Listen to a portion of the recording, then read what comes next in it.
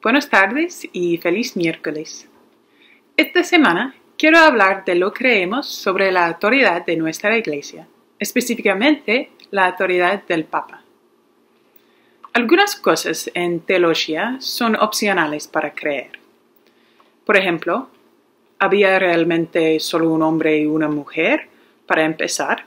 ¿O Dios hizo muchos humanos al principio? ¿O si el hombre nunca hubiera pecado, Jesús había venido como hombre? ¿O qué fue primero, la gallina o el huevo? Pero muchas cosas de nuestra fe no son opcionales. Son lo que acordamos cuando profesamos ser católicas. La presencia real de Jesús en la Eucaristía. Los efectos reales y existenciales de los sacramentos. La realidad del pecado y la necesidad de salvación. Y la autoridad de la Iglesia. Este último es difícil para muchas personas. ¿Por qué debería confiar implícitamente en un grupo de viejos que también son pecadores? ¿O por qué debería confiar en una institución que se ha extraviado con tanta frecuencia en la historia? ¿O por qué debería seguir lo que dicen? Solo voy a seguir a Jesús. Pues la verdad es que Jesús nos dio los apóstoles como nuestros líderes de la Iglesia a seguir, y ciertamente no eran hombres perfectos. No solo eso, pero Jesús ha protegido las enseñanzas de la Iglesia durante toda su existencia. Es cierto, no importa cuántos papas malos traten de citar, mire las enseñanzas. Han sido consistentes y muy centrados a Jesús. Y de los papas de los últimos 2000 años, sí, ha habido algunas figuras bastante incompletas, incluso algunos deplorables, pero eso no cambia la autoridad de la oficina. Un área de su autoridad que los católicos y no católicos rechazan es lo que llamamos infalibilidad papal. Este es un golpe fácil para algunos no católicos que quieren hacer que el catolicismo parezca ridículo. Desafortunadamente, la mayoría de las personas que usan este término realmente no saben a qué nos referimos. La palabra infalible significa incapaz de error. Entonces, es claro por qué muchas personas piensan que queremos decir que el Papa nunca se equivoca de nada, pero eso no es cierto. Cuando decimos que el Papa es infalible, queremos decir que él tiene la autoridad para hablar sin errores en circunstancias muy particulares, es decir, en asuntos de fe y moral. Eso significa no en lo escogido de un equipo deportivo, sino en la moralidad con la que todos los atletas deben competir. No en su comprensión de la oferta y la demanda, sino en las implicaciones morales de algunas decisiones económicas. No en la edad de la tierra, sino en quién lo hizo y lo gobierna. En segundo lugar, aunque él es infalible de alguna manera en todas sus enseñanzas y promulgaciones sobre la fe y la moral, sus enseñanzas son infalibles de una manera extraordinaria cuando enseña desde la cátedra de Pedro o ex cátedra.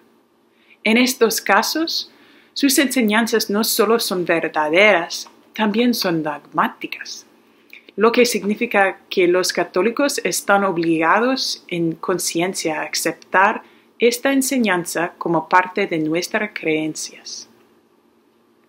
El cardenal San Juan Newman escribió al duque de Norfolk para explicarle esta enseñanza, y me gustaría leer una parte a usted. Este término ex cathedra es el más apropiado, ya que el Señor lo usó en una ocasión. Cuando todos los doctores judíos enseñaron, se sentaron en el asiento de Moisés y hablaron ex cathedra. Y luego, como él nos dice, ellos debían ser obedecidos por su gente, y eso, cualesquiera que fueran sus vidas o personajes privados. Los escribas y fariseos, él dice, están sentados en la silla de Moisés. Por lo tanto, todo lo que te dirán, observa y haz. Pero de acuerdo con sus obras no lo hacen, porque dicen y no lo hacen.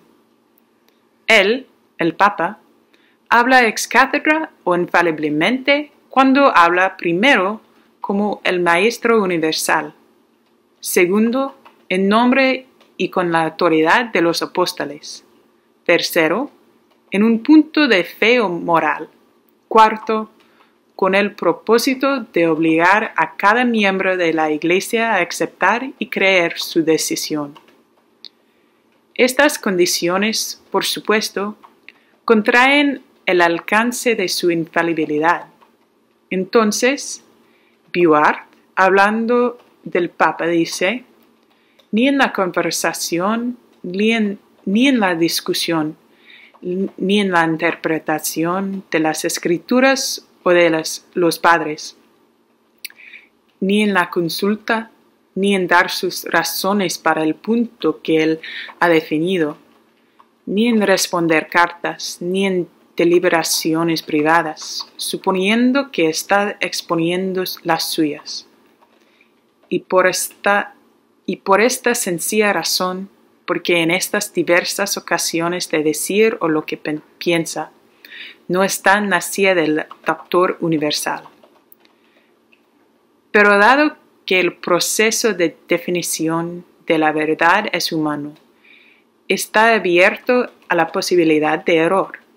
Lo que Providencia ha garantizado es solo esto, que no debe haber ningún error en el paso final, en la definición o dogma resultante. Eso es mucho para asimilar. Básicamente, significa que este uso extraordinario de infalibilidad papal no es algo que la Iglesia toma a la ligera, ni es algo que se emplea con frecuencia. De hecho, solo se ha usado 2 veces en la historia de 2000 años de la Iglesia. La primera vez fue en 1854, con la promulgación del dogma de la Inmaculada Concepción. La segunda vez fue en 1950, con la promulgación del dogma de la Asunción de la Virgen. Estas eran creencias antes de ser declaradas infaliblemente, pero habían sido cuestionadas entre algunas personas, por lo que la Iglesia necesita aclararlas. Quiero dejarlo con un pasaje más de Cardenal Newman.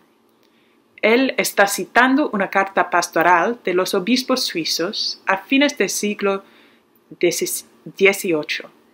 La carta dice: de ninguna manera depende del capricho del Papa o de su buena voluntad hacer de tal o cual doctrina el objeto de una definición dogmática. Está atado y limitado a la revelación divina y a las verdades que esa revelación contiene. Está atado y limitado por los credos ya existentes y por las definiciones anteriores de la Iglesia. Está atado y limitado por la ley divina y por la constitución de la Iglesia.